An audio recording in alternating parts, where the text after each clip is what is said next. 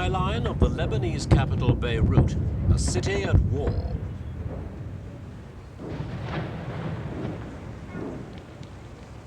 In just 10 days during October, Syrian mortars and artillery fired tens of thousands of shells into the Christian areas of East Beirut.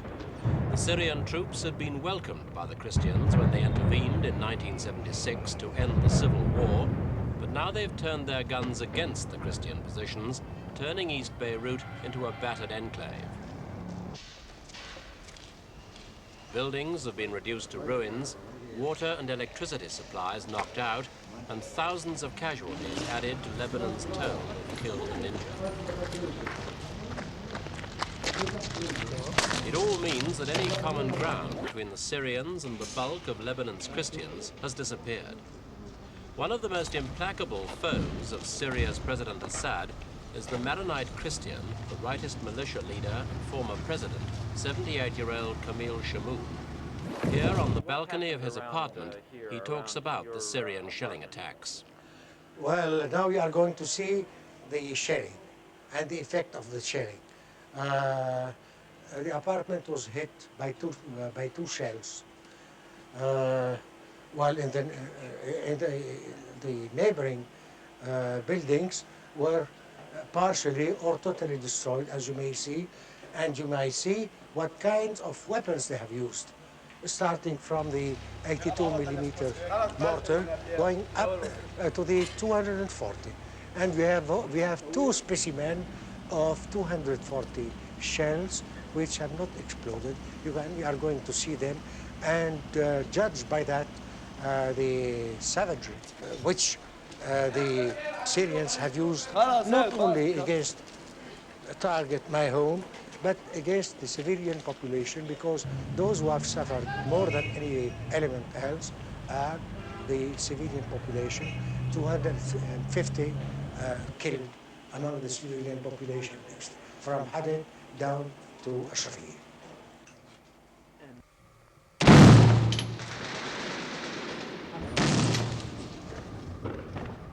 The Christian militia in the city, numbering about 3,500, were determined to fight on amid the ruins.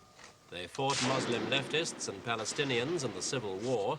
Now they face the Syrians, who form the backbone of the Arab Deterrent force. Officially, the Syrians are acting in the name of the Lebanese government and with the backing of most Arab states. But tell that to Beirut's beleaguered Christians and you'd get a rude reply. With courage. As gunfire echoed all around, one of the Christian militiamen found a moment to give us his views. Just a moment, sorry. Not the best conditions for an interview, but during a lull, he was able to talk about the Christians' feelings on the latest How far away fighting. are they from you?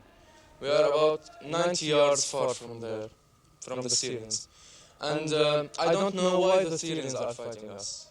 Because I don't know if the Syrian soldier asks himself why he is fighting in Lebanon, why he is away from his men, his people, his children, his wife, why he is in Lebanon fighting this peaceful country, this peaceful people here. We have an existence of 2,000 years and we do not want to be thrown in the sea. We want to live here and to live in peace and to be in peace with everyone. But we want our own liberty, our own existence, our own entity. Thank you. In mid-October came a breakthrough of sorts.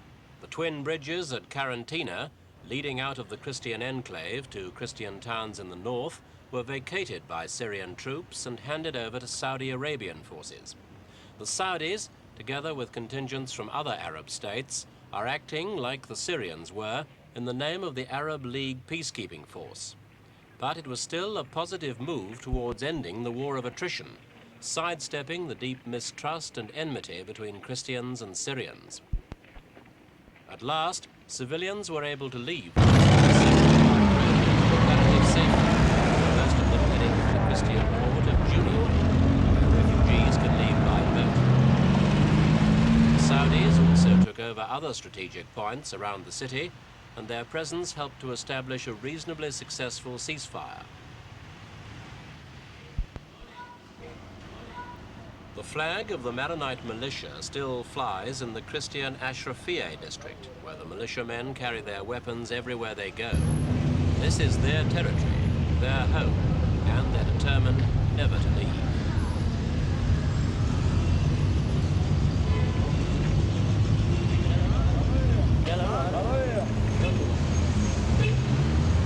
According to an 8-point plan outlined by Arab foreign ministers, the militia must be disarmed by force if necessary, but the Christians will never lay down their arms while they're still surrounded. Life returned to comparative normality in these suburbs as the shaky ceasefire took effect. Neighbors who hadn't seen each other for days emerged from their underground shelters to inspect the shattered streets and to get the latest news about just what was going on. As in the Civil War, it's ordinary people who suffer most in this kind of fighting. Any moving target in an enemy zone is seen as fair game by some snipers, and heavy shells have no particular target at all. They just maim, kill or destroy wherever they land. The fate of these people is in the hands of the politicians and the militia. Meanwhile, all they can do is pick up the pieces and hope that somebody somewhere will give them a future to look forward to.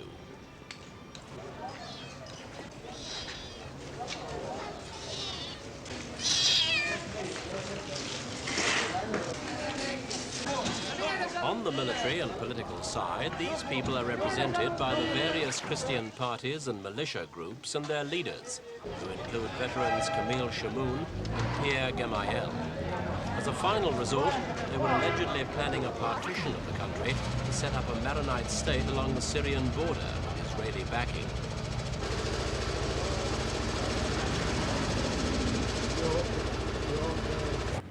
This Israeli connection is very evident in the port of Junieh. Israel controls the seas, together with the militia's own patrol boats, and Junieh provides an invaluable gateway to the outside world. It's a poorly kept secret, but food, fuel and medicine are brought in with Israeli help from the Christians' few remaining friends abroad. These goods are then ferried across the bay at night time to East Beirut under the noses of Syrian gunners.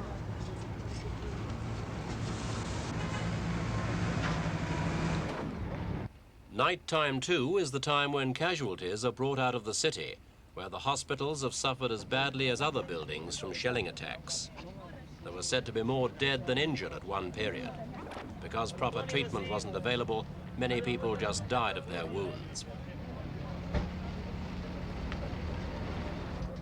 Junieh also bears the scars of shelling, but here, as in East Beirut, the Syrians held back from moving in with heavy armor, backed by the full weight of their 30,000 troops in Lebanon. Involved in peace talks with Egypt, Israel was prepared to ignore the Syrian bombardments. But if East Beirut or Junieh had fallen, things would have been very different, and the Middle East could have been on the brink of another war.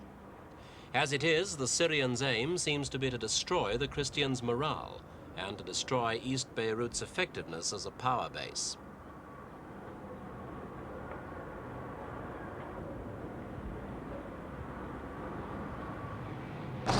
So the military scandal around East Beirut continues. The Syrians say they only want to end the fighting.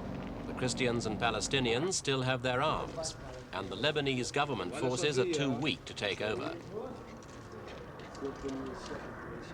The commander-in-chief of the Christian forces, Bashir Gemayel, the son of Pierre, left no doubt that he expects nothing to come out of the latest ceasefire agreement. If we want to speak about the number of ceasefire, we can say that until now, between the Syrians and the Palestinians, we have been signing more than 300 ceasefire. We are not too much optimistic about that. And this morning, we have had 10 people who were killed on the bridge of Quarantina. They were sniped by the Syrians, and this doesn't mean that the ceasefire is respected.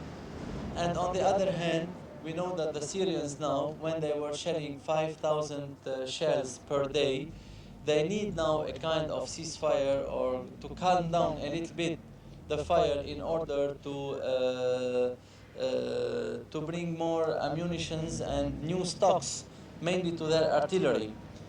We understand that it's the Security Council at the unanimity who have decided to ask for the ceasefire, but we know that usually when a decision is taken at the unanimity, it doesn't mean that it's too much important, otherwise no unanimity can be done. And with the Syrians, we cannot expect their parole and their word to respect any agreement. How long do you think the Christian population of Beirut can hold out against the Syrian encirclement? Well, don't ask this question because we refuse it and we reject it. We are here and we will live here and we will resist as long as we need and as long as it's required for our own survival in Lebanon. We don't have the choice. We have the sea behind us and we have the Syrians inside our towns and our villages. We don't have the choice but to resist. So what will be the end?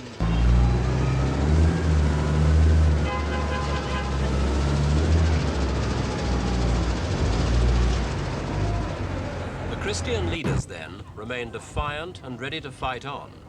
With the civilians, though, it's a different picture. It's estimated that their casualties have been 20 times greater than their own militias.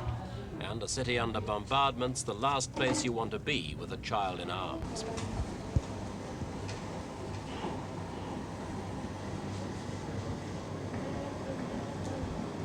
About 300,000 Maronites have become refugees. Their homes, schools and businesses have been destroyed.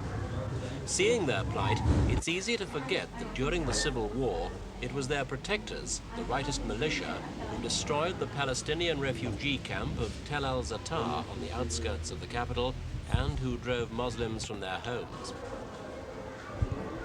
Given the chance, with the Quarantina bridges open again, more and more of the remaining civilians are loading up their belongings and heading out of the city. The fighting's left them exhausted, hungry and frightened.